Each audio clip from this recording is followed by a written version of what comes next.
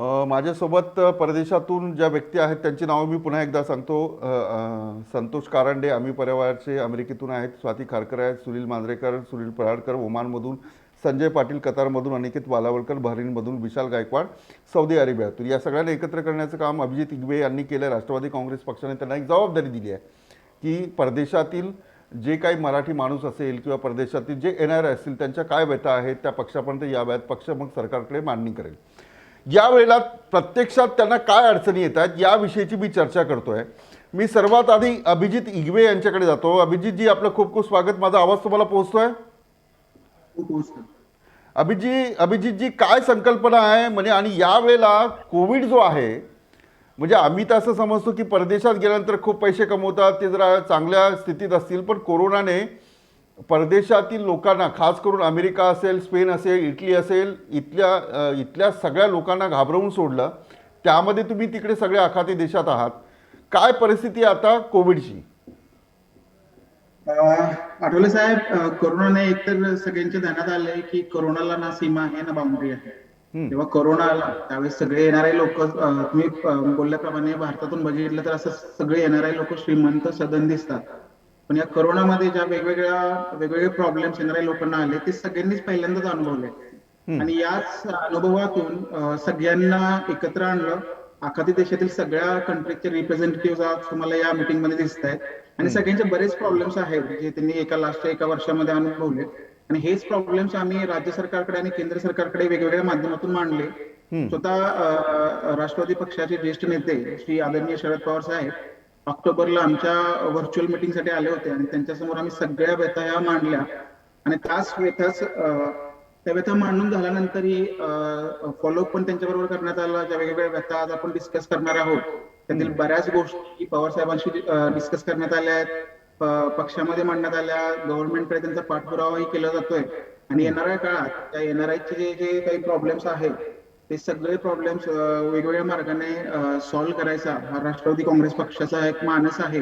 आणि त्यामुळे पण आता अभिजितजी, पण आता मला सांगा, अगदी थोडक्यात सांगा, मला इतरही पाहुण्यांकडे जायचं आहे की परदेशातून तुम्ही जेव्हा मुंबईत येताय तेव्हा काय अडचण आहे तुमच्या समोर? आता म्हणजे तुम्ही, म्हणजे आता जे भारतीय येत असतील तुमचे नातेवाईक मित्र सगळे, जेव्हा परदेशातून माणूस इंडियात येतो त्याला नॉर्मली वर्षाची सुट्टी 15 ते 20 दिवस मिळते. आणि आता सगळ्यात मोठा प्रॉब्लेम जो आहे ते 7 दिवस इन्स्टिट्यूशनल क्वारंटाईन. म्हणजे तुम्हाला जर वर्षातून 15 ते 20 दिवस सुट्टी मिळत आहे आणि त्यामध्ये तुम्हाला 7 दिवस जर इन्स्टिट्यूशनल क्वारंटाईन हॉटेलमध्ये काढायला लागत आहे तर which makes no sense, right. तर आता मेन जो चॅलेंज आहे तो इन्स्टिट्यूशनल क्वारंटाईनचा आहे. दुसरा आहे की बऱ्याच देशामध्ये वेगवेगळे वॅक्सिन्स अप्रूव्ह झाले. बहरीनमध्ये सायनोफार्म झाला आहे, कोविशिल्ड झाला आहे आणि फायझर झाला आहे. तर बरीच एनआरआय कम्युनिटी आहे त्यांनी सायनोफार्मचे 2-2 डोस घेतलेत, फायझरचे 2-2 डोस घेतलेत. आणि इंडियामध्ये दोन्ही पण वॅक्सिन्स अप्रूव्ह नाहीये. तर आता हा संभ्रम झालाय की हे वॅक्सिन घेतल्यानंतर आम्ही इंडियात गेल्यानंतर आम्ही इन्स्टिट्यूशनल क्वारंटाईन राहायचं का?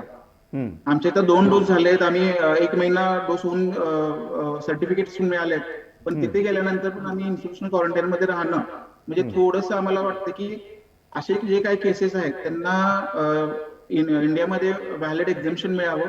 हा एक मुद्दा आम्ही या मीटिंगच्या द्वारे मांडतोय. क्वारंटाईन म्हणजे तुम्हाला क्वारंटाईन नाही केलं पाहिजे, पण मला अभिजित जी हे सांगा की क्वारंटाईन तर व्हावंच लागेल. असं फक्त मुंबई आणि महाराष्ट्रात नाही आहे. क्वारंटाईन तुम्हाला अमेरिकेतही व्हावं लागतं. तुम्ही जर अमेरिकेत जात असाल, क्वारंटाईन तुम्हाला जर्मनी असेल, इटली असेल, या सगळ्या ठिकाणी कोविडनी एक परिस्थिती आणून ठेवली आहे. तर याच्यातून मार्ग काय आहेत? म्हणजे तुम्ही ठीक आहे तुमच्या अडचणी सांगतात, तुम्हाला काय सजेशन द्यावं असं वाटतंय? असं आहे साहेब की तुम्ही इथे जर आरटीपीसीआर टेस्ट जे कोरोनासाठी सर्वजण करताय ते जर व्हॅलिड जर रिपोर्ट तुमचे इथे असतील तर तुम्ही होम क्वारंटाईन अलाव करू शकता. आणि जे वॅक्सिनेशन ज्यांनी घेतलं आहे त्यांनाही होम क्वारंटाईन तुम्ही देऊ शकता. आता ज्यांनी वॅक्सिनेशन घेतले नाही किंवा आरटीपीसीआर टेस्ट अवेलेबल नाही त्यांना तुम्ही एअरपोर्टवर पण टेस्ट घेऊन त्यांना 1 दिवसाचं क्वारंटाईन करून निगेटिव्ह आल्यानंतर तुम्ही घरी सोडू शकता. त्यावेळी एक लक्षात घ्या, एनआरआय हा फक्त श्रीमंत नाही, त्यामध्ये बऱ्यापैकी 40 to 50% लोक हे गरीब आहेत, लेबर कॅटेगरीचे आहेत. श्रीमंत लोकांना इन्स्टिट्यूशनल क्वारंटाईन अफोर्ड होऊ शकतं. जो लेबर कॅटेगरीतला वर्ग आहे त्यांना हे 7 दिवसाचं जे हॉटेलचे एक्सपेन्सेस आहेत ते नाही होत. आणि येणारे जे बेड्स आहेत, लेबर्स आहेत, त्याच्यासाठी हा मोठा प्रॉब्लेम आहे सध्या. बिलकुल. यात पण बिलकुल. मी अभिजितजी तुम्हाला थांबवतो. मी जातो सुनील मांजरेकर यांच्याकडे. सुनीलजी, तुमचं अनम्यूट जे आहे ते काळं, कारण मला तुमच्याशी बोलायचं आहे. तुमच्या मागे जे मला समुद्र दिसतोय, म्हणजे ही कुठली जागा आहे? नाही, हा व्हर्च्युअल आहे आणि पण दुबईतच एक युएईतच एक आयलंड आहे त्याचा तो इतिहास. पण मी सध्या घरातच आहे. अच्छा, हा व्हर्च्युअल व्हर्च्युअल केलं. खूप सुंदर आहे म्हणून तुम्हाला विचारलं मी. पण दुबईतच आहे. ठीक आहे. तुम्ही म्हणजे दुबईमध्ये आहात. सुनीलजी, जसं आता अभिजितशी मी बोललो की एवढा सुंदर किनारा तिथं आहे, याचा आनंद तुम्हाला कोविडमध्ये घेता आला? दुबईमधला जी सुंदरता आहे, जे लॅविश ही आहे, कोविडची परिस्थिती काय होती दुबईमध्ये, खास करून भारतीयांची काय होती? तुम्ही तिथे आहात त्यामुळे तुमची संवेदना भारतीयांची अटॅचमेंट असेल, मातृभूमीतले लोक आहेत, मग भले ते महाराष्ट्रातले असो की इतर राज्यातले असो. कोविडमध्ये मराठी माणूस किंवा इथला भारतीय कसं जगत होता? सुरुवातीला जेव्हा कोविड चालू झाला 1 वर्षापूर्वी, तेव्हा इकडच्या गव्हर्नमेंटने खूप काळजी घेतली होती हम्म, आणि क्वारंटाईन सगळं मॅनिटरी केलं होतं. हम्म, पण प्रिकॉशनरी मेजर सगळे चालू होते. त्या दरम्यानमध्ये बऱ्याचशा लोकांना त्यांनी मदत पण केली, बऱ्याचशा संस्थांनी मदत केली. लोकांचे हाल झाले नाही तर नाहीये, हम्म, पण हाल होताना आपला मराठी माणूस तिकडे खूप धावून आला. हम्म, सगळ्या एनजीओनी सगळ्यांना मदत केली, हम्म, इन्क्लुडिंग मी स्वतः जवळजवळ 200 पेशंट माझ्याकडे बघितले असतील. हम्म, त्यांना मोरली सपोर्ट केला, त्यांना मेडिकलच्या सुविधा उपलब्ध करून दिल्या. हम्म, आम्ही परिवारांनी मदत केली, महाराष्ट्र मंडळाने मदत केली आणि अशा सगळे जे महाराष्ट्र मंडळ आहेत जीसीसी कंट्रीमध्ये, हम्म, या सगळ्यांनी मराठी माणसाला सोडा पण बाकीचे जे पण नॅशनॅलिटी आहेत हां, किंवा बाकीच्या कंट्रीज लोक त्यांना सुद्धा मदत केली. हम्म, त्याची एक आनंदाची गोष्ट आहे की महाराष्ट्रातला माणूस जगाच्या पाठीवर जातो आणि तिकडे महाराष्ट्र फक्त लोकांना मदत करत नाही, तो बाकीच्या सगळ्या लोकांना पण मदत करतो हम्म, आणि याची परिस्थिती ही सगळ्यांना आली आहे. हम्म, कोविडची सिच्युएशन गेले फक्त 1 महिना मुंबईमध्ये थोडीशी वेगळी झाली आहे, कारण number of cases more than 4,000 cases are there every day now in Dubai. Hmm. तर थोडीशी कंडिशन थोडीशी खराब झालेली आहे. पण याच्यापूर्वी आता काही लोकांना जाणवलं नाही की त्यात कोविड म्हणजे 4,000 केसेस रोज अजूनही मिळत आहेत. अजूनही गेले 15 दिवस दुबईमध्ये आहे. हां, पण सुनीलजी, भीती वाटते थोडंसं, हे एवढं सगळं. भीती तर वाटतेच आहे, पण लॉकडाऊन आता त्यांनी काही कम्प्लिटली केलं नाही, पण प्रिकॉशनरी मेजर त्यांनी खूप मॅनिटरी केले सध्या. हम्म, आणि 10 लोकांशिवाय अलाउड नाही एकत्र यायला. हम्म, आणि हॉटेलमध्ये पण सुद्धा त्यांनी खूप रेस्ट्रिक्शन केले, सगळे मास्क आणि सगळे सोशल गॅदरिंग त्यांनी तिथे बंद केले आहे. हम्म, हम्म. त्यामुळे वॅक्सिनेशनचा जो ड्राईव्ह आहे दुबईमधला, तो ऑलमोस्ट त्यांनी 4 मिलियन लोकांना आतापर्यंत वॅक्सिन दिलेलं आहे. पॉप्युलेशन फक्त 7 मिलियन आहे, आता 3 मिलियन लोकांमध्ये झालेली आहे. हम्म, तर आणि मी पण दोन्ही डोस घेतलेला आहे. त्यामुळे आधी जे म्हणत होता, आता मला समजा मुंबईला जायचं असेल हम्म, तर मी इथून पीसीआर करून जाणार, गेल्यानंतर तिकडे करणार, की तिकडे आल्यानंतर there is no point for me to stay in the quarantine for 14 days. तर आमचा हाच मुद्दा आहे की या गोष्टीवर विचार व्हायला हवा महाराष्ट्र गव्हर्नमेंटने सुद्धा, हम्म, की जर टेस्ट निगेटिव्ह असेल हम्म, तर क्वारंटाईनचा इश्यू हा कन्सिडर करायला हवाय. हम्म, जर निगेटिव्ह असेल आणि 2 वॅक्सिनेशन जर झालेले असतील तर आम्ही तिकडे पेशंट बघितले तर ज्यांनी गेले 2 डोस घेतलेले आहेत हम्म, त्यांना सुद्धा कोविडची बाधा झाली आहे, जे तपास झालेले आहेत. हां, पण जो इकडे त्यामुळे 5 to 10% होता. मी स्वतः एवढे पेशंट बघतोय, ओके. काही लोकांना क्लोजली काम करतोय हम्म, आमच्या जीएमबीएफ माध्यमात. हम्म, तर आमचा जो अनुभव आहे तोच अनुभव जर दुबई गव्हर्नमेंटचं जे केलं, ते काय करतात की इंडियातून जेव्हा कोणी माणूस आला हम्म, तर त्याला पीसीआर एअरपोर्टला होते हम्म, आणि government pay for it, they don't charge for the transit. Okay. आणि नंतर त्याला हॉटेलमध्ये नेलं जातं. हां, त्यांनी त्यांच्या हॉटेलची बुक केलेलं जायचं आहे हां, आणि त्या दिवशी त्याचा रिपोर्ट निगेटिव्ह येईल, हां, same time you can go out, there is no quarantine. Okay. ही जी दुबईचं मॉडेल आहे हे जर इंडियामध्ये जर फॉलो केलं हां, तर त्याचा लोकांना जास्त त्रास होणार नाही. म्हणजे quarantine is mandatory. We are not saying that they should not do the quarantine, because ज्या आपल्या महाराष्ट्राची किंवा इंडियातली जे थोडी लोक आहेत त्यांची हेल्थ ही खूप इम्पॉर्टंट आहे. हम्म.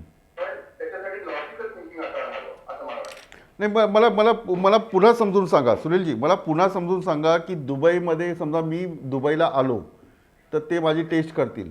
टेस्ट केल्यानंतर टेस्ट जेव्हा निगेटिव्ह येईल तेव्हा ते सोडून देतात, पुन्हा क्वारंटाईन होण्याची गरज नाही.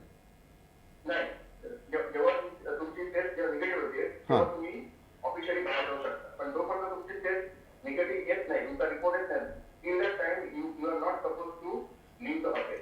मग त्याचा जो खर्च आहे, समजा मी गेलो तर दुबईमध्ये, तो खर्च कोण करतं? टेस्टचा खर्च आणि क्वारंटाईनचा खर्च टेस्ट फ्री आहे. ते इंडिव्हिज्युअल नाही, गव्हर्नमेंट करतं की कोण करतं? गव्हर्नमेंट करतं. गव्हर्नमेंट करतं, म्हणजे मला स्वतःला तिथे पैसे द्यावे लागत नाहीत. नाही, म्हणजे हा एक महत्त्वाचा मुद्दा आहे. महाराष्ट्रामध्ये जे काही येतील, मुंबईमध्ये जे काही येतील, म्हणजे टेस्टचेही पैसे द्या, 830 रुपये द्या, अशी काही त्याची किंमत आहे. आता मला ती कमी झाली की जास्त झाली मला माहीत नाही, आता कमी झाली असेल, पण पैसे द्यावे लागतात. मुंबई महानगरपालिकेचे लोक एअरपोर्टला येतात, चेक करतात आणि 2 दिवस टेस्टसाठी जातात, त्याचे रिपोर्ट येण्यासाठी, आणि त्याच वेळेला 14 दिवसाचं, आता 7 दिवसाचं क्वारंटाईन केलं जातं. ही अडचण आहे. सुनीलजी धन्यवाद, मी पुन्हा तुमच्याकडे येईन. मी संतोष कालंडे यांच्याकडे येतो. संतोषजी, तुमचं स्वागत या चर्चेमध्ये. तुम्ही अमेरिकेमध्ये आहात. अमेरिकेमध्ये तब्बल 4 ते 4.25 लाख लोक दगावली आहेत. आत्ता तिथं बर्फही पडतो, म्हणजे कोरोनाला पोषक असं वातावरण अमेरिकेतल्या अनेक ठिकाणी आहे, काही ठिकाणी आहे. अमेरिकेमध्ये आत्ता सगळे भारतीय जे आहेत आणि खास करून मराठी माणूस जो आहे तो नेमकं कसं जगतोय? अमेरिकेमध्ये वातावरण आता शॉर्ट सगळीकडे आलेले आहेत, वॅक्सिन्स आलेले आहेत. पहिली परिस्थिती फार बिकट होती ज्यावेळेस करोना चालू होता, पण आता 2 महिन्यापासून करोना शॉर्ट्स आल्यामुळे आता परिस्थिती बरीच प्रमाणात कंट्रोलमध्ये आहे आणि माणूस सुखावलेला आहे त्याच्यामध्ये की आता वॅक्सिन्स आलेले आहेत, आता पुढे काही त्रास नाही आणि ट्रीटमेंट वगैरे म्हणा, बाकी अमेरिका सरकार चांगल्या प्रकारे सपोर्ट करत आहे सर्वांना. आता बायडन आलेले आहेत, नवीन सरकार, त्यांच्या याच्यामध्ये नवीन सुधारणा होत आहे. तर बऱ्याच प्रकारे सर्व काही कंट्रोलमध्ये आहे. आता मला सांगा की समजा ही चर्चा आपली, तुम्हाला थोडीशी मदत व्हावी, तुमचा आवाज जो आहे तो आपल्या महाराष्ट्र गव्हर्नमेंटपर्यंत पोहोचवावा, तर तुम्हाला काय मेसेज द्यायचा आहे इथल्या सरकारला, की नेमकं आमच्या भारतीयांवरही लक्ष ठेवा, अमेरिकेत जरी आम्ही असलो तरी आमची नाळ जी आहे ती मातृभूमीशी जोडलेली आहे? नक्कीच, म्हणजे त्यामध्ये 2-3 गोष्टी नमूद करायच्या आहेत. आता अभिजितने सांगितलं, सुनीलजीने सांगितलं की क्वारंटाईन हे सर्वांच्या हेल्थसाठीच आहे किंवा सर्वांच्या प्रिकॉशनसाठी आहे किंवा क्वारंटाईन केलं पाहिजे त्यांना. फक्त विनंती एवढी आहे की त्यांना ते जेव्हा भारतामध्ये उतरतात त्यावेळेस ते टेस्टचा रिपोर्ट घेऊनच उतरतात, पीसीआरचा, बरोबर, तो निगेटिव्ह असतो. फक्त विनंती एवढी आहे की उतरल्यानंतर त्यांना जे 7 दिवसाचं क्वारंटाईन आहे ते कमी करण्यात यावं. त्यांना एअरपोर्टवर तुम्ही इन्स्टिट्यूशनल क्वारंटाईनला घेऊन जाऊ शकता, पण तिथे गेल्यानंतर तुमची भारतातली पीसीआर टेस्ट त्यांच्याकडून करून घ्या आणि ती केल्यानंतर जसे ते निगेटिव्ह येत आहेत, समजा ते 2 दिवसात रिपोर्ट येतोय किंवा 3 दिवसात येतोय, तर निगेटिव्ह आल्यानंतर त्यांना घरी सोडण्यात यावं. कारण सेम रूल आपल्या युएन मध्ये पण लागू आहे. याने काय होत आहे की जो लोअर क्लास किंवा मिडल क्लास जो दुबईतून परत येतोय नोकरी गमावल्यामुळे किंवा काही त्रासामुळे तो परत येतोय, तो सुखासुखी परत येत नाहीये. म्हणजे अर्थात त्याच्याकडे पैशाची तंगी आहे, सर्व काय आहे, त्याला आर्थिक परिस्थिती त्याची बेकार आहे, त्यामुळे तो परत येतोय. तर 7 दिवसाचं क्वारंटाईन हे 2-3 दिवसापर्यंत आलं तर त्याला बराच त्यामध्ये रिलीफ मिळू शकतो, एवढं सांगायचं आहे. बिलकुल. आणि अजून एक दुसरी गोष्ट सांगायची की हे जे भारतीय परत येत आहेत महाराष्ट्रामध्ये किंवा भारतामध्ये, तर त्यांना एज्युकेशनल जो प्रॉब्लेम येतो, आता ते बाहेरगावी शिकतात त्यावेळेस त्यांना जे काही शिक्षण मिळतं त्याच्यामध्ये आपल्या रिजनल लँग्वेजेस नाहीयेत. जशी आपली महाराष्ट्रातली मराठी भाषा आहे, हिंदी भाषा आहे, ती त्यांना बाहेरगावी शिकवली जात नाही. त्यांना ती परत आल्यानंतर सोपी जावी किंवा त्यांना त्यामध्ये कनेक्ट होता यावं यासाठी त्यांना ऑनलाईन शिक्षण चालू करावं महाराष्ट्र सरकारने किंवा केंद्र सरकारने, याची एक विनंती आहे माझी. मग तिथल्या लोकांसाठी ऑनलाईन शिक्षण पाहिजे, म्हणजे तिथले विद्यार्थी आहेत ते ऑनलाईन शिक्षण देतील. येस, जेणेकरून त्यांना आपल्या मातृभूमीच्या भाषेशी किंवा संस्कृतीशी ते कनेक्ट राहतील आणि परत आल्यानंतर त्यांना बिलकुल. मी वेळ जर मिळाला तर मी तुमच्याकडे पुन्हा येईल. मी स्वातीजी खारकर यांच्याकडे जातो. स्वातीजी दुबईमध्ये आहेत. स्वातीजी, तुम्ही, माझा आवाज पोहोचतोय तुम्हाला? तुमचा आवाज अनम्यूट करा आधी, म्हणजे तुमचा आवाज मला पोहोचेल. मला म्हणजे तुम्ही आता दुबईमध्ये आहात स्वातीजी, आणि तुमच्या पाठीमागे एक बॅनर आहे. त्या बॅनरचं नाव काय मला पाहायचं आहे, म्हणजे माझ्या प्रेक्षकांना ते दाखवायचं आहे. तुम्ही तिथे महाराष्ट्र मंडळाचं काम करता? हो. नाही, लांबूनच दाखवा. हां, नाही, थोडा लॅपटॉप थोडा मागे केलं तर मला ते सगळं दिसेल. हां, मराठी. चला, म्हणजे दुबईमध्ये मराठी हे शब्द वाचून मला खूप बरं वाटलं. म्हणजे मग ते सगळे दुबईचे शेख बीक, आम्ही तेल बिल सगळं ऐकलं होतं, ते मग तेलाच्या खाणी वगैरे. पण स्वातीजी, मला सांगा की संतोष करंडे आहेत, मग सुनील मांजरेकर आहेत, अनिकेत आहे, अभिजित आहे, या सर्वांनी क्वारंटाईनचा मुद्दा सांगितला आणि तो आपण चर्चेला घेतला. आता मला सांगा की तिथले एक मुद्दा येतो की सगळेच काही श्रीमंत नाही आहेत, सगळे अफोर्ड नाही करू शकत येणं जाणं, खाणं पिणं, राहणं, कारण रोजगार बंद आहे. ह्या गरीब माणसाचं कसं चाललंय? म्हणजे मराठी जो तिथे कामाला गेलेला आहे, जो आपल्या इकडच्या नातेवाईकांना 2 पैसे देत असतो, आपल्या घरातल्या मुलांचं शिक्षण व्हावं, आपलं घर पुढे जावं म्हणून, आता ते लोक कुठल्या मानसिकतेत आहेत? आम्ही गेले 25 वर्ष दुबईत आहोत हम्म, आणि यावर्षी मला महाराष्ट्र मंडळाचं अध्यक्षपद मिळालेलं आहे. हम्म, तर हे अध्यक्षपद निभवताना आमच्याकडे गेल्या वर्षीपासूनच बरेच डिस्ट्रेस कॉल्स येत आहेत मंडळाकडे, की जे लोक आधी इथे राहत आहेत, त्यांचे जॉब्स गेलेत आणि त्यांना इश्यू झालाय आणि it is very difficult for them to survive over here. Hmm, तर 2 प्रकारचे कॉल्स येतात.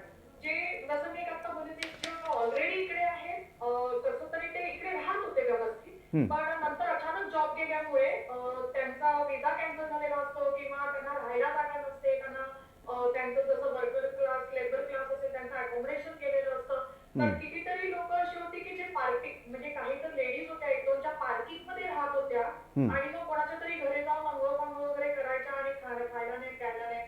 तर महाराष्ट्र मंडळाने अनेक दानशूर व्यक्तींच्या सहकार्याने, DMDF, महाराष्ट्र मंडळ, आम्ही सगळ्यांनी मिळून खूप एक कॉमन माणसानेच खूप मदत केली. आपल्या खिशातली पदरमोड काढून दिलेली आहे त्या लोकांना मदत करायला, आणि त्यांना आम्ही रिटर्न तिकीट्स दिले. त्याच्यानंतर त्यांना आम्ही फोन रिचार्ज करून दिले आणि महिन्याचे शिधे पाठवलेले आहेत, ज्यांना ज्यांना गरज आहे त्यांना. ओके. मोस्टली आता ही लोक आपल्या इंडियाला सुखरूप पोहोचलेली आहेत. पण माझा मुद्दा एक अजून थोडा वेगळा आहे. आम्हाला असेही काही कॉल्स येत आहेत की ज्या लोकांना, ज्यांना आता इंडियातून एजंटनी दुबईला खूप जॉब्स आहेत, लोक जॉब सोडून जात आहेत असं सांगून खोटी आमिष दाखवून त्यांना दुबईला पाठवलेले आहेत. एजंटनी त्यांच्याकडून त्यांचे पैसे घेतले, विजाचे किंवा याचे जे काही चार्जेस असतात तिकिटाचे, जवळची जमापुंजी टाकून ही लोक इंडियाच्या कानकोपऱ्यातून दुबईत पोहोचतात. कितीतरी वेळा अशा केसेस आहेत की एजंट त्यांना एअरपोर्टला रिसिव्ह करायला सुद्धा जात नाही, फोन उचलत नाही. त्यामुळे त्या लोकांना कळत नाही की आता कुठे जायचं. मग आजूबाजूला कोणतरी असतं, काहीतरी करतो, दुसरा एखादा एजंट येतो आणि मॉलमध्ये कामाला लावतो सांगितलेली बाई एखाद्याच्या घरी मेड बनवून टाकते किंवा काय. सो हे असं खूप आहे. एखाद्याला सांगितलं की तुला एमिरेट्स थ्रू जॉब देतो आणि त्याला दुसऱ्या एका कंपनी थ्रू बोईंग वॉशिंग, म्हणजे गर्मीमध्ये ते बोईंग प्लेन्स वॉश करायची वगैरे, त्याला सांगितलं होतं की एमिरेट्सचा जॉब आहे. म्हणजे ना असं खूप फसवलं जातंय. मग आता हे सुरू आहे तिथे, म्हणजे आता हे सगळं सुरू आहे तिथे? काही केसेस अशा झालेल्या आहेत. तर मला असं म्हणायचंय की आपल्यासारखा जो वर्ग आहे, जो साक्षर वर्ग आहे, आपण प्रॉपर सगळं चेक करतोय की तुमचा अर्बाब कोण आहे, म्हणजे त्याचा स्पॉन्सर कोण आहे, प्रॉपर कंपनीचं लेबल आहे की नाही, शिक्का आहे की नाही, विजा कोण स्पॉन्सर करते, आपल्यालाही कळतं आणि हे होतं. पण जी लोक थोडी अशिक्षित आहेत किंवा पहिल्यांदा दुबईमध्ये येत आहेत, ती लोक फसवली जात आहेत आणि इकडे त्यांना आम्ही परत शिधा पुरवायचा प्रयत्न करतोय, रेंट द्यायचा प्रयत्न करतोय. एका तर लेडीचा आता आम्हाला कॉन्टॅक्ट झाला होता की माझा व्हिजिट विजा जो 3 महिन्याचा आहे तो एक्सपायर झालाय, त्याच्यावरती आता एवढे दिवस गेलेले आहेत, मला 2,500 ते 3,000 दिरहम फाईन आहे, प्लीज माझा फाईन भरा. तर कसं आहे ना, आम्हीच आमच्या खिशातून थोडेफार काढून या लोकांना मदत करतोय. आमच्याकडे असा हे नाहीये, साठा नाहीये की हे बाजूला ठेवलेलं आणि चॅरिटीला आहे. तर everybody is trying their best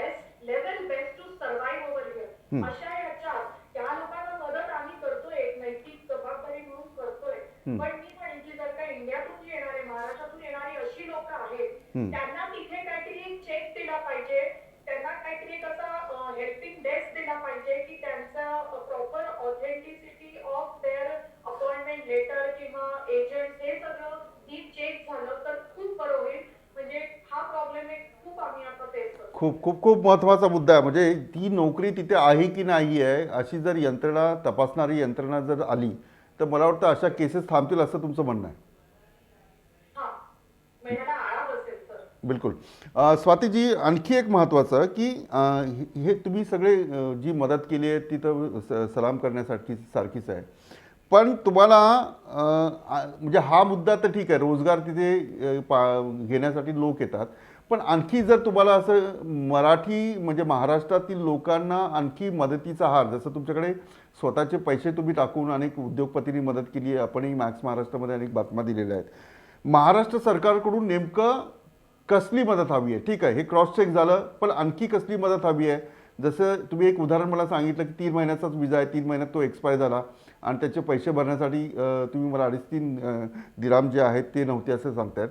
तर अशा काही केसेस कलेक्ट करून त्याचा डाटा तुम्ही जर महाराष्ट्र सरकारला दिला तर महाराष्ट्र सरकारने तुम्हाला मदत केली पाहिजे का? फायनान्शियली मदत महाराष्ट्राकडून पाहिजे का तुम्हाला? म्हणजे त्या लोकांना तुम्हाला म्हणजे कसं आहे ना साहेब, झाली तर उत्तमच आहे. हं. पण हे दोन्ही बाजूने बोलता येईल. म्हणजे मला असं म्हणायचं की मदत मिळते म्हणून घेऊन घेणारे खूप लोक आहेत. इथूनही मंडळाकडूनही घेतात आणि आर्मीकडून घेतात आणि जीएसएफ कडून घेतात. सो मदत मिळते म्हणून घेणारे पण खूप लोक आहेत. त्याला खूप स्ट्रिक्ट चेक बसला पाहिजे. म्हणजे आहे त्याच्यात हात धुवून घेणारी पण लोक आपल्याला अवॉइड करायचे. म्हणून आम्ही कसं करतो की आम्ही कोणाच्या तर कॅश देत नाही. आम्ही त्या माणसाचं त्याच्या फॅमिलीच्या नावाचं रिटर्न तिकीट हातात देतो, टेलिफोन कार्ड रिचार्ज करून देतो किंवा त्याच्या घरी शिधा पाठवतो की जेणेकरून काय मदत जाईल. It will be very genuine आणि टू द पर्सन. त्याचा मिस उपयोग असा केला जाणार नाही, दुरुपयोग करणार नाही. पण गव्हर्नमेंटनी थोडीफार हे सगळं ईज करायला, थोडी जर का कॉन्सुलेट मधून मदत केली थ्रू कॉन्सुलेट की महाराष्ट्राचे जे काही लोक आहेत त्यांना महाराष्ट्र गव्हर्नमेंट काहीतरी सपोर्ट करते. जर का जसं आता विजा एक्सपायर झाला त्याचे थोडेफार पैसे हे करायला मदत केली हे करून, पण they have to make it compulsion की आता ह्याच्या पुढे दुबईत राहायचं नाही, you have to go back to India. कारण त्यावेळीचं असंही आहे की मी आता परत पैसे जमवते, मी परत विजा अप्लाय करते, म्हणजे परत हिला ग्रोसरी पाठवा, परत हिला रेंट भरा, परत हिची राहायची सोय करा आणि परत, म्हणजे असं नाही ना चालणार. So on a particular condition की only you are ready to buy, you have to leave this country, तरच तुला ही मदत दिली जाईल. असं काहीतरी एक सॉलिड असं कायद्याचं हे ठेवून या लोकांना मदत केली तर खूप चांगलं होईल. म्हणजे गव्हर्नमेंटचे बिलकुल. म्हणजे जो गरजू आहेत त्यांना योग्य एक दिशाही मिळेल आणि जे करप्शन किंवा जी बोगसगिरी आहे ती थांबेल. मी पुन्हा वेळ मिळाला तर तुमच्याकडे येतो. मी विशाल गायकवाड यांच्याकडे जातो. विशालजी, आम्ही काल एक इन्फॉर्मल आमची चर्चा झाली होती. विशालजीने एक महत्त्वाचा मुद्दा उपस्थित केला होता की जे तिथले बेरोजगारी आहेत किंवा तिथल्या उद्योगांना आपण काही मदत करू शकतो का? विशालजी, मला सांगा, सौदी अरेबियामध्ये आता काय म्हणजे आर्थिक व्यवस्था कशी चालली आहे? नमस्कार. सौदी अरेबियाची सध्याची आर्थिक स्थिती एवढी मजबूती नाहीये आणि खालावची नाही. सध्या पेट्रोल प्राइस थोडी वरती येत आहेत, त्याच्यामुळे इकॉनॉमी रिकव्हर होती. पण तुम्ही आमचे पेट्रोलचे भाव वाढवले. आमच्याकडे आता 100 गाठणार आहे पेट्रोल. याला सौदी अरेबिया कारण नाहीये, भारत सरकार आणि महाराष्ट्र सरकार चला ठीक आहे. देऊ शकतं त्याच्यात. चला ठीक आहे. सौदी अरेबिया मधून सध्या मी महाराष्ट्र मित्र मंडळ एक संस्था स्थापन केलेली आहे आणि याच्या थ्रू आम्ही मागच्या जून महिन्यापासून ते जानेवारी महिन्यापर्यंत चार्टर्ड फ्लाईट अरेंज केलेले होते. ओके. झालंय कसं, सौदी अरेबियाला डायरेक्ट फ्लाईट कुठून नाहीये, भारतातून कुठूनच येत नाहीये डायरेक्ट फ्लाईट आणि इथूनही अशा कमर्शियल फ्लाईट नाही. त्याच्यामुळे मराठी मंडळाने पुढाकार घेऊन मागच्या 7 महिन्यात जवळजवळ 1300 ते 1500 लोकांना मायदेशी सुखरूप पाठवलं. अरे वा. सुरुवातीला कसं झालं होतं, एजंट लोकांचं खूप गदारोळ झाला होता आणि ते काहीच्या बाई पैसे सांगत होते. म्हणजे जवळजवळ 2-3 पटीने शेतीचे किमती सांगत होते हम्म. आणि लोक कोविडमुळे एवढे घाबरलेले होते की सौदी अरेबियाही त्यांना तेव्हा धोकादायक वाटत होतं. तेव्हा आपल्या देशात जाऊन एक सुखरूप जी भावना असते अशी त्यांना हवी होती. त्यावेळेस एजंट लोकांनी खूप पैसे लुटले बऱ्याच लोकांना. मग महाराष्ट्र मंडळाने पुढाकार घेतला आणि 7 चार्टर्ड फ्लाईट लावल्या. याच्यात महाराष्ट्र सरकारचा आम्हाला खूप सपोर्ट भेटला. मुंबई कलेक्टर आणि पुणे कलेक्टर यांच्याकडूनही सपोर्ट भेटला आणि आम्ही 7 चार्टर्ड फ्लाईट लावू शकलो, ज्याच्यात एवढे लोक. पण त्याच्यामध्ये म्हणजे बऱ्याच वेळा अडचणी पण आल्या, म्हणजे कधी परमिशन मिळायची नाही मिळायची, कारण मी अनेक केसेसमध्ये मी सुद्धा थोडा होतो. तर ते आत्ता थोडंसं सुलभ झालं आहे असं वाटतं तुम्हाला? म्हणजे आत्ता जे काही कुणाला यायचं असेल, कुणाला जायचं असेल. सुरुवातीला आम्हाला खूप अडचणी आल्या. परमिशन लॉकडाऊनच लागलं, मध्ये पुण्यातच लॉकडाऊन लागलं. हो. पण आता त्या गोष्टी सोयीस्कर झालेल्या आहेत. परमिशन मिळायला खूप सोपं झालेलं आहे. सरकारने एक व्यवस्थित एसओपी बनवलेली आहे आणि ती एसओपी जर प्रॉपर फॉलो केली तर आम्हाला त्याची परमिशन ताबडतोब 48 तासात परमिशन येते. पण आत्ता काय, आत्ता मला सांगा ना, आत्ता काय मदत, म्हणजे मदत म्हणण्यापेक्षा आत्ता काय अडचणी आहेत? ठीक आहे, तिथल्या कोविडमुळे अनेक जण बाहेर आले, त्यांचा रोजगार गेला, म्हणजे तिथे काम माझा मुद्दा लक्षात घ्या की तिकडे आपण जास्त, म्हणजे अमेरिकेमधल्या डॉक्टरांची संख्या ही भारतातल्या लोकांची जास्त आहे, तर आपली सुद्धा इकॉनॉमी थोडी स्ट्रेंथन होते. म्हणजे आपले उद्योगपती तिकडे उद्योग सुरू करत असतील किंवा काय बिझनेस करत असतील तर आपलं आर्थिक गणित थोडंसं आणखी मजबूत होतं. म्हणजे ते फारसं होतं नाही होतं हा संशोधनाचा विषय आहे. आत्ता आपल्या महाराष्ट्रातील लोकांना तिथे मजबूत करण्यासाठी, तिथे पुन्हा जोमाने उभं राहण्यासाठी काय सजेशन आहे तुमच्याकडे? माझ्याकडे 2 सजेशन आहेत. सध्या भारतातून डायरेक्ट फ्लाईट येत नाही. त्याच्यामुळे जे लोक भारतात गेले होते किंवा एका वर्षापासून तिकडे अडकून राहिलेले, त्यांच्या नोकऱ्या आता धोका निर्माण झालेला आहे. परत त्यांना घेतील का नाही, कारण डायरेक्ट मुंबईवरून रियाद, मुंबईवरून जद्दा, दमाम या ठिकाणी फ्लाईट येत नाहीये.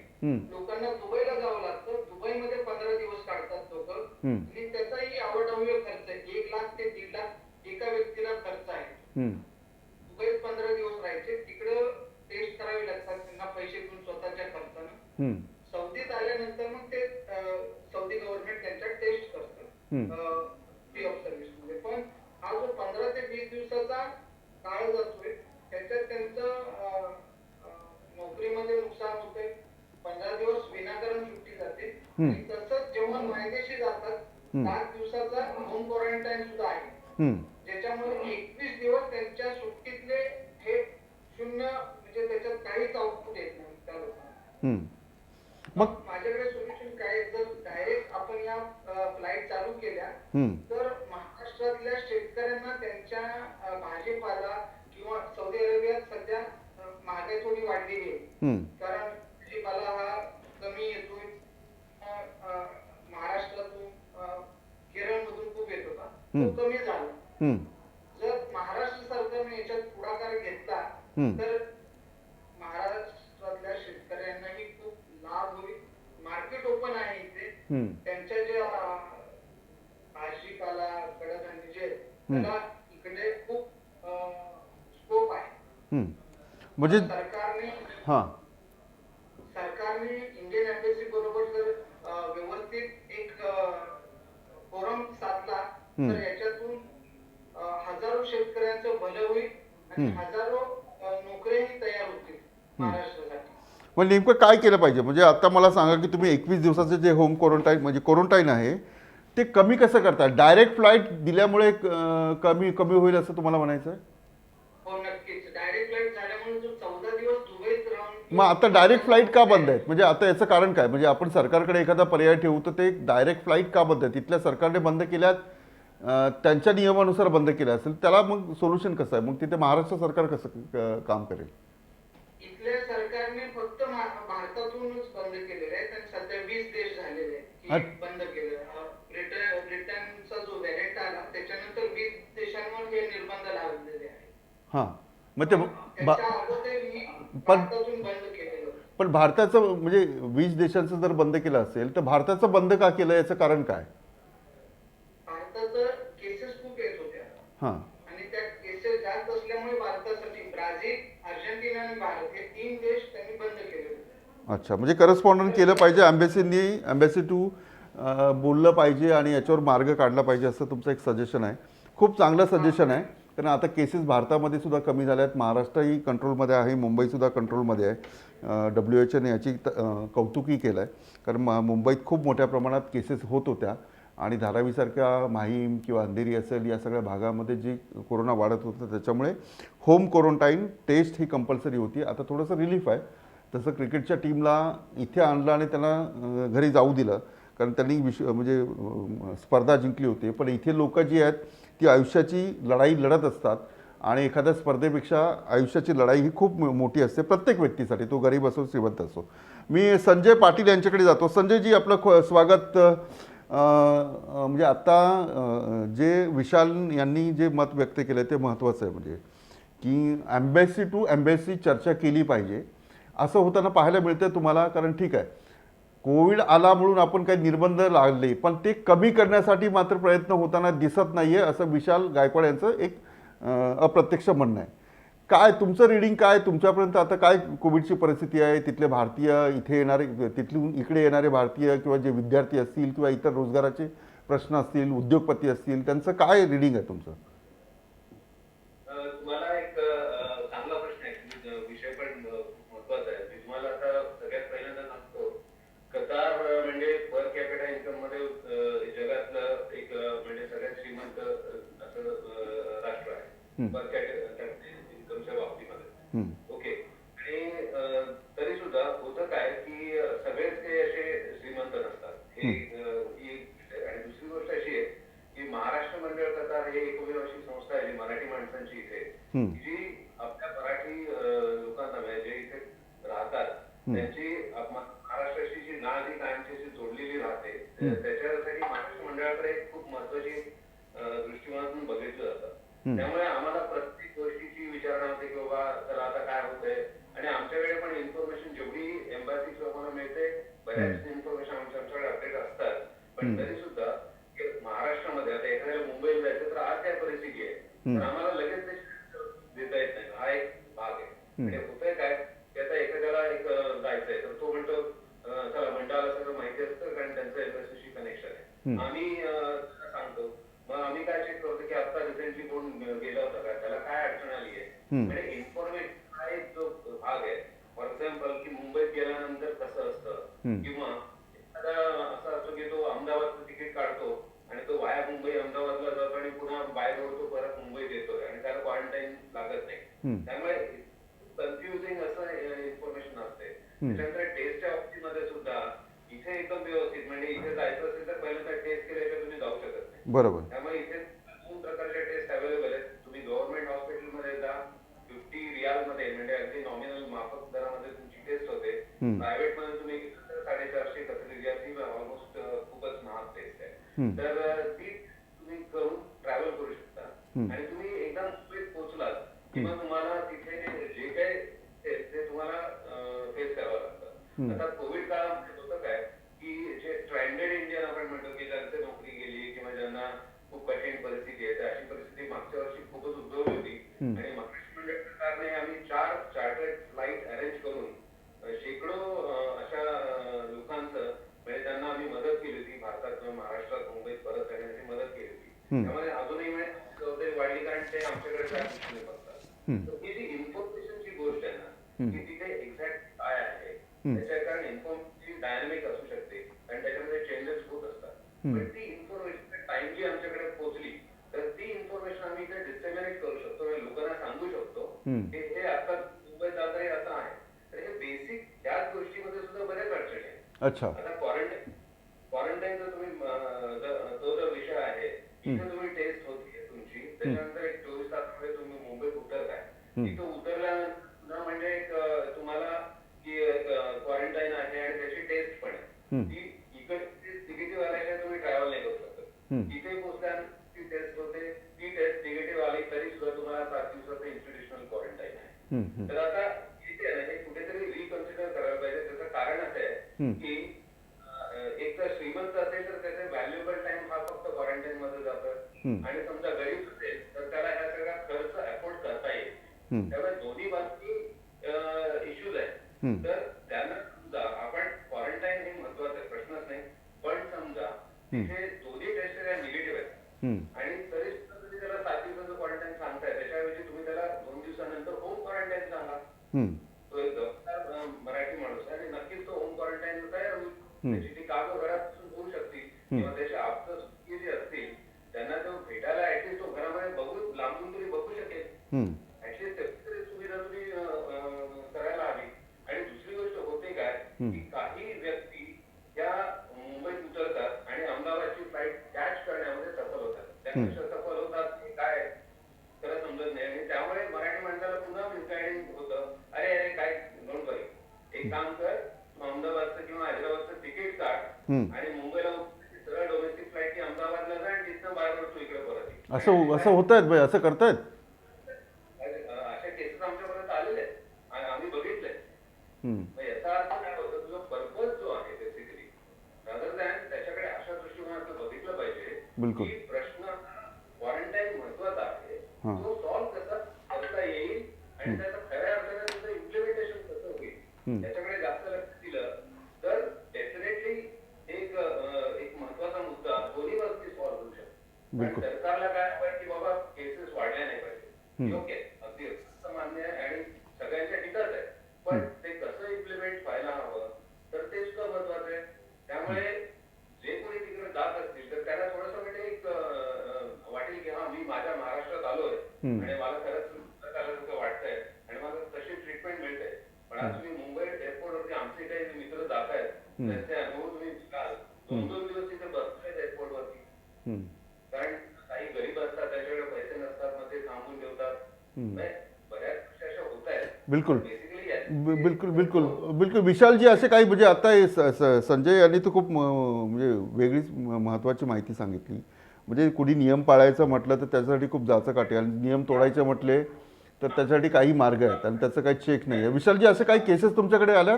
विशालजी, मला अगदी थोडक्यात हां होय की नाही असं उत्तर द्या. स्वातीजी, अशा काही केसेस तुमच्यापर्यंत आल्या जे संजय पाटील सांगतात ते?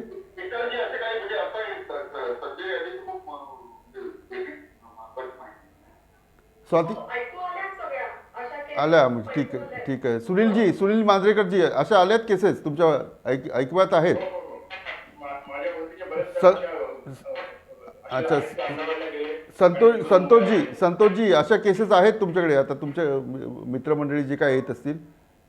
बऱ्याच कारण आम्ही परिवारच्या प्लॅटफॉर्मवर अशा बऱ्याच केसेस येतात की लोक मुंबईला उतरायचं म्हटलं तर ते बाकी राज्यामध्ये उतरून ते तिथे पोहोचण्याचा प्रयत्न करतात. म्हणजे सरकारलाही चीट करतायत.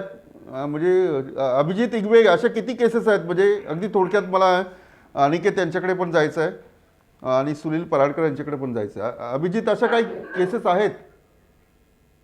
बऱ्याच केसेस येत आहेत. सांगितल्याप्रमाणे प्रत्येक देशामध्ये जे रिप्रेझेंटेटिव्ह आहेत त्यांच्याकडे बरेच लोक अप्रोच करतात आणि ते म्हणजे हे आता अत्यंत महत्त्वाची माहिती या चर्चेतून पुढे येते. मी सुनील पराडकर यांच्याकडे येतो. सुनीलजी ओमानमध्ये आहेत. सुनीलजी, नमस्कार. कुठे चुकलं? आता एवढी सगळी चर्चा तुम्ही ऐकलेली आहे, म्हणजे आता हे कुठे चुकतं? गणित कुठे चुकतंय? सरकार आणि तिथला मराठी माणूस याच्यातला संवाद का नीट होत नाही आहे? जे कायदा तोडायचा ते बिंदास कायदा तोडतायत. थेट अहमदाबाद असेल, हैदराबाद असेल तिकडे जात आहेत, मुंबईत येत आहेत, क्वारंटाईन काय होत नाहीत. कुठे चुकतंय गणित? मला असं वाटतंय की एसओपी जी राज्य सरकारने इम्प्लिमेंट केलेली आहे त्या इफेक्टिव्हनेस मध्ये कुठेतरी थोडीशी सुधारणा करायला आपल्याला अजूनही वाव आहे. कारण असं आहे की जसं आता सगळ्याच पॅनलिस्टने सांगितलं तर मेन कॉज इज की मी जर आज इथून मुंबईला जायचं म्हटलं तर मला बाय डिफॉल्ट आरटीपीसीआर टेस्ट करण्याशिवाय पर्याय नाही. ती टेस्ट घेऊन निगेटिव्ह रिपोर्ट घेऊनच मी फ्लाय करू शकतो. जर मग मी ते निगेटिव्ह रिपोर्ट घेऊन फ्लाय करतोय तर तिथे उतरल्या मला 7 दिवसाचं क्वारंटाईन असण्याची गरज नसावी. एक मार्ग मी समजू शकतो राज्य सरकार का विचार करतो असं शेवटी जबाबदारी पूर्णपणे त्यांच्यावर आहे. त्याच्यासाठी जसं बाकीच्या पॅनलिस्टने आधी सुचवलं की तुम्ही तिथे उतरल्या जसं इथे ओमानमध्ये देखील बाकीच्या जीसीसी कंट्री सारखं होतं की तुम्ही इथे लँड झालात की तुम्ही येतानाच आरटीपीसीआर टेस्ट करून यायचीच आहे, पण उतरल्या लगेच पण तुम्हाला आरटीपीसीआर टेस्ट करायची आहे. तेच जर मॉडेल जसं डॉक्टर सुनील मगाशी म्हणाले की तुम्ही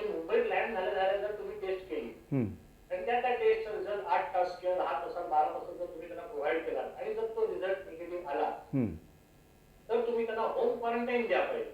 इमिजिएटली सोडा, मोकळे सोडा असं नाही म्हणते, पण त्यांना होम क्वारंटाईन द्या. याच्यात होत आहे कसं की जसं सगळ्या पॅनलिस्टनी सांगितलं, येणार आहे म्हटलं की सगळेजण गडगडीचे श्रीमंत, असा एक समज कदाचित आपल्या बऱ्याचशा लोकांचा होतो. ते तसं नाहीये. बराचसा कामगार वर्ग आहे जे म्हणजे केवळ फॅमिलीसाठी तिथे नाईलाज असतो जात आहेत, परिस्थितीनुसार गांजलेले लोक.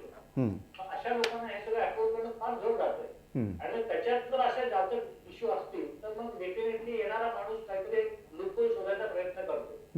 आणि मग त्यातून हे असे मार्ग निवडले जातात की त्याच्यात जर निवडले आधी चला मी हैदराबादला जातो, अहमदाबादला जातो आणि तिथून मी येतो. जर मला पैसे खर्चच करायचे आहेत तर मी 7 दिवस 14 दिवसाचे क्वारंटाईनचे पैसे खर्च करण्याऐवजी 2-4 हजार रुपये एक्स्ट्रा खर्च करेन आणि मी घरी पोहोचेन. त्यामुळे हे कुठेतरी लूपहोल बंद करण्यासाठी शासनाने लक्ष घालावं अशी माफक अपेक्षा आहे. कारण याच्यात नक्कीच सुधारणेला वाव आहे. आणि त्याचबरोबर नुसतं शासनच नाही, म्हणजे हे जर केलं एकदा किंवा तुम्ही स्ट्रिक्ट पेनल्टी द्या, जो कंप्लाय करत नाही त्याला मग तुम्ही पेनल्टी लावू शकता. कारण ही जबाबदारी फक्त शासनाची नाही. सगळं शासन करेल तर मग मी काय करणार. बिलकुल. मग मला एक छोटी माहिती द्या तुम्ही, म्हणजे आता तुम्ही सर्वांचे प्रतिनिधी म्हणून मला एक माहिती द्या की टेस्ट करण्यासाठी तिकडे किती वेळ लागतो. आपल्याकडे 4 तास लागतात, कधी 8 तास लागतात, अजूनही तो सगळा गोंधळ सुरू. ओमानमध्ये टेस्ट एअरपोर्टवर लँड झालं तुम्ही गेले की साधारण 6 ते 8 तासात रिपोर्ट मिळतोय. अर्थात तिथे सध्या परिस्थिती थोडी वेगळी आहे. इथे गव्हर्नमेंट करत नाहीये टेस्ट. तिथे आपल्याला प्रत्यक्ष खर्च करून वैयक्तिक खर्च करून टेस्ट करायला लागते. पण रिझल्ट मात्र 6 ते 8 तासात, जास्तीत जास्त 12 तासात रिपोर्ट मिळत आहे. 12 तासात म्हणजे समजा एखादा व्यक्ती आला तर 12 तास त्याला इन्स्टिट्यूशनल क्वारंटाईन करून रिलीज करता येतं. आणि ज्यांना समजा पॉझिटिव्ह आहे तर त्यांच्याविषयी दुसरी जी व्यवस्था आहे ती सरकार करू शकते. अनिकेत वालावरकर बऱ्याच वेळापासून ऐकतायत, मला माफ करा कारण मी शेवटी तुमच्याकडे आलो, पण प्रत्येकाकडे जाणून घ्यायचं होतं कारण शेवटी आपण एक मुद्दा घेऊन पुढे चाललेलो आहोत आणि त्या मुद्द्यातून या चर्चेतून काही सरकारकडून तुम्हाला रिलीफ मिळत असेल तर हे आमचं चांगला प्रयत्न असेल. अनिकेत, ही सगळी चर्चा ऐकलेली आहे. आता जर आपल्या सरकारला याला भाग पाडायचे की थोडी आमचा जो वेळ आहे, म्हणजे जगामध्ये सगळ्यात महत्त्वाचा एक जीव असतो, दुसरं एज्युकेशन असतं आणि माणसाचा वेळ, आयुष्यातला वेळ तुम्ही कुठे कसा आणि कसं देता याच्यावर सगळं डिपेंड आहे. तर हा वेळ वाचावा आणि तिथला येणारे जो डिस्टर्ब झालेला आहे, जो गरीब आहे तो आणखी डिस्टर्ब असेल, पण जे श्रीमंत आहेत ते सुद्धा डिस्टर्ब आहेत कारण त्यांचाही रोजगार नाही आहे ते. तर अनिकेत, काय म्हणजे महाविकास आघाडीला मी तुम्हाला सांगितलं की अनिकेतनी 4 मला पर्याय सुचवले पाहिजे, काय केलं पाहिजे आणि इतरांनी जे मत व्यक्त केलं त्याच्यापेक्षा आणखी काही मुद्दा तुमच्याकडे आहे का? सर्वात महत्वाचा म्हणजे क्वारंटाईनचा हा जो मुद्दा आहे जो सर्वांनी मांडला आहे तो अतिशय व्यापक आहे. क्वारंटाईन करा किंवा नको करू या गोष्टीकडे तर म्हणजे कोणाचं काही डाऊटच नाही, कारण की भारतीय लोकांची सेफ्टी ही सर्वात महत्वाची आहे. आणि आम्ही बाहेर नाही येतोय तर आमच्यामुळे अजून कोणाला त्रास होऊ नये ही आमची इच्छा आहे. तर आम्ही 4 लोकांना इन्फेक्ट नाही करावं, डेफिनेटली त्यात काहीही वाद नाही. पण कुठेतरी आपण प्रॅक्टिकली लॉजिकली विचार केला पाहिजे, टेक्नॉलॉजीचा वापर केला पाहिजे. आता एक सिंपलशी गोष्ट सांगायची म्हणजे महाराष्ट्र हा एक प्रगत स्टेट आहे. आपल्याकडे टेक्नॉलॉजी संपूर्णपणे अवेलेबल आहे. कोविडमध्ये आपण वर्ष काढलंय, आपण बऱ्याच काही गोष्टी शिकलोय. आता वर्ष झालं, गेल्या काही महिन्यांपूर्वी स्टॅम्प मारत होते हातावर क्वारंटाईन, तो स्टॅम्पचा प्रकार अजूनही चालू आहे. लोक आंघोळीला जातात, स्टॅम्प निघून जातो, त्याच्यानंतर माणूस बाहेर पडतो. युएई मध्ये, बहारेन मध्ये ब्रेसलेट वापरले जायचे, जीपीएस ट्रॅकर लावलेले ब्रेसलेट वापरले जायचे. का नाही आपण या टेक्नॉलॉजी वापरू शकत? नाही का आपल्याकडे या टेक्नॉलॉजी नक्कीच आहे, पैसे आपल्याकडे आहेत, असं नाहीये की आपण त्या गोष्टींसाठी इन्व्हेस्ट करू शकत नाही. प्रायव्हेट सेक्टरला आपण सोबत देऊ शकतो. तर सर्वात महत्वाचं म्हणजे implementation of existing procedures in proper way, हे सर्वात महत्वाचं आहे. लूपहोल्स काढून टाकण्याचं. जसं सगळे म्हणाले की हैदराबाद, आता माझी बायको लास्ट वीक, हे पर्सनल आहे, माझी बायको लास्ट वीक तिने ट्रॅव्हल केलं. She had the option of travelling to Hyderabad to Mumbai or Ahmedabad to Mumbai and not going through quarantine. But as a responsible citizen, we did not use that option. We took the option of going to Mumbai. She is right ती तिचे 7 दिवसाचे उद्या hotel quarantine complete करणार आहे. हे सर्व ठीक आहे, हे आम्हाला परवडू शकलं. पण असे काही स्टँडर्ड सिटीजन आहेत, स्टँडर्ड माणसं आहेत की ज्याला तिकडेच खायचे वांदे झाले होते, म्हणजे त्यांना अफोर्डेबलच नाहीये. तिकीट सुद्धा त्या लोकांनी मदतीने मिळवून दिलेले आहे. तर अशा लोकांकडनं आपण कसं एक्सपेक्ट करू शकतो की ते तुम्ही जरा 10,000, 12,000, 15,000 खर्च करून तुम्ही जरा जर हॉटेलमध्ये ठेवणार असाल तर we are not achieving anything. You may achieve safety, पण तुम्ही ह्युमॅनिटी बेसिसवरती तुम्ही त्यांचं खूप मोठं नुकसान करताय. हा एक महत्वाचा पॉईंट आहे आणि ह्याच्यावरती मला असं वाटतं की महाराष्ट्र सरकारने खरंच विचार केला पाहिजे. आणि सोल्युशन असं आहे की जे सर्वांनी सांगितलंय काही वेगळं नाहीये. आरटीपीसीआर टेस्ट असेल तर एक्झामिशन दिलं गेलं पाहिजे. आणि सर्वात महत्वाची गोष्ट म्हणजे काय की इनफॅक्ट आता महाराष्ट्रामध्ये कोविड केसेस कमी होत आहेत. ऑगस्ट म्हणजे गणपतीच्या आधी जेव्हा आपण पीकवर होतो, जेव्हा हे सगळे प्रॉब्लेम पीकवर होते, तेव्हा सुद्धा एसओपी एक्झिस्टिंग होत्या. इनफॅक्ट आधीची जी एसओपी होती ती एसओपी आतापेक्षा बऱ्यापैकी लॉजिकल होती. आणि आता जी एसओपी आहे त्या एसओपी मध्ये भरपूर इन्कन्सिस्टन्सीज आहेत. त्या इन्कन्सिस्टन्सीज लॉजिकली समजू शकत नाही. फॉर एक्झाम्पल एक द्यायचं म्हणजे आधी 10 वर्षाच्या खालच्या मुलांना एक्झामिशन होतं, किंवा फॅमिलीची असेल तर 10 वर्षाच्या खालची असेल तर एक्झामिशन होतं. आता जी करंट एसओपी आहे त्याच्यामध्ये 5 वर्षांचं लिमिट टाकलेलं आहे. तर ह्याच्यामागे काहीतरी सायंटिफिक जर लॉजिक असेल तर ते गव्हर्नमेंटने सगळ्यांना एक्सप्लेन करावं, म्हणजे आम्हाला कळेल की त्याच्यामागे लॉजिक काय आहे. आणि जर लॉजिक नसेल तर मात्र एक लॉजिकल एसओपी तयार करावी ज्याने सर्वांचा फायदा होतो. तर हे क्वारंटाईन बद्दल झालं. आणि मला एक मुद्दा मांडायचा आहे की जो अजूनपर्यंत म्हणजे आपण टच केलेला नाहीये, that is mental health. Problem कुठे होतोय की, आणि हा सुद्धा क्वारंटाईनला ऍक्च्युअली रिलेटेड आहे. प्रॉब्लेम कुठे होतोय की इकडे बरीच लोक अतिशय वाईट कंडिशन मधनं सध्या भारतात जात आहेत. म्हणजे जे सुट्टीवर जात आहेत त्यांची सुट्टी वेस्ट होते, हे सर्व मान्य आहे. पण ठीक आहे, आता आपली सिच्युएशनच अशी आहे की पुढची येतं 1 वर्ष 2 वर्ष बहुतेक आपल्याला ते सगळं नाही प्राप्त होणार. पण लेट्स नॉट फॉरगेट की जे स्ट्रँडेड लोक इथून भारतात जात आहेत त्यांची mental condition is not really healthy.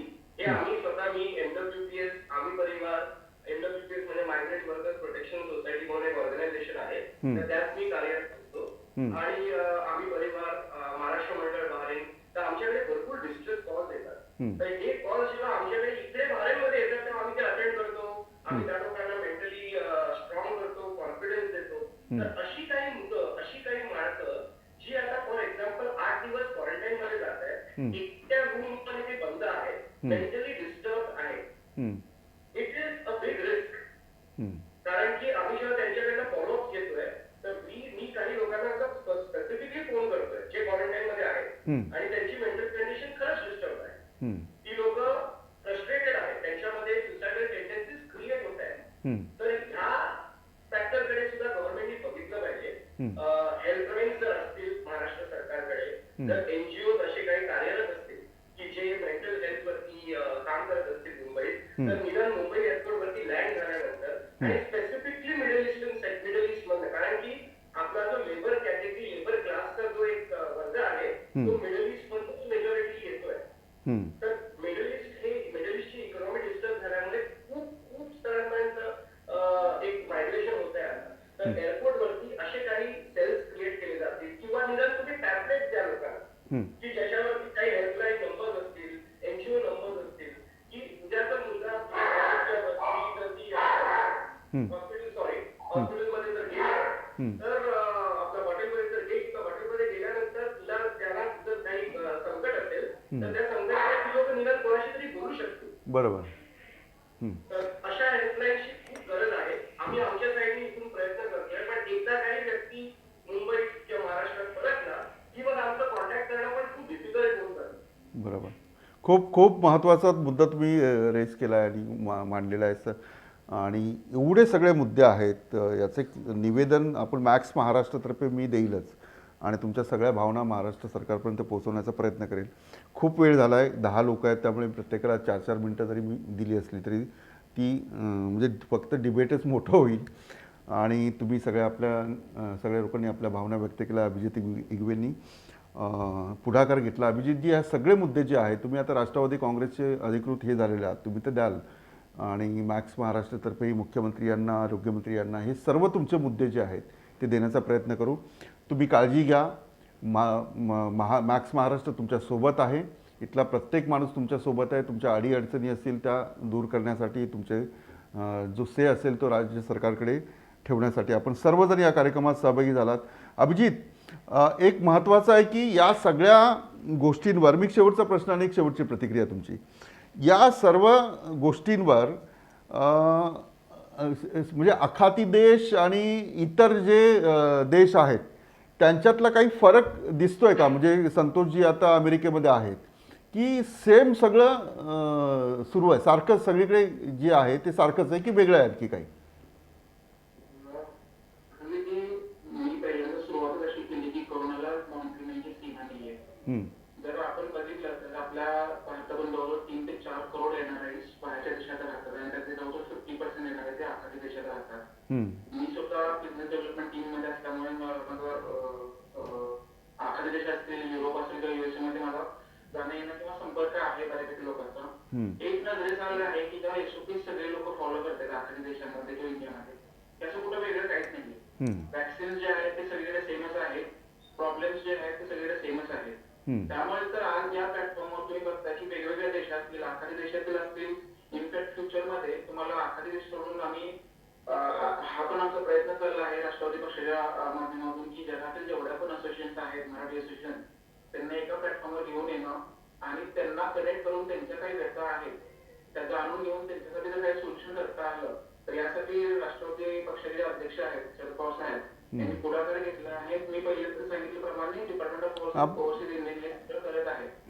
तर यामध्ये बिलकुल, म्हणजे सगळ्या तुमच्या सगळ्या चर्चेतून तुमच्या सगळ्यांकडून मला एक कळतं आहे की म्हणजे मला जे समजलं ते की एक SOP जो आहे तो स्टँडर्ड SOP झाला पाहिजे, जो श्रीमंतांसाठी आणि गरिबांसाठी सगळ्यांना सारखा असेल. आणि तुमचा वेळ वाचवणं खूप महत्त्वाचं आहे. मेंटल, जसं अनिकेतने म्हटलं की मेंटल डिस्टर्बन्स जो झालेला आहे ते आपण कंट्रोल केला पाहिजे. आणि रोजगारासाठी जे स्वाती यांनी खूप महत्त्वाचा मुद्दा उपस्थित केला की इथल्या लोकांना चीट करून तिथे काही रोजगार देण्याचा प्रयत्न काही एजंट करतात, त्याला आळा घातला पाहिजे.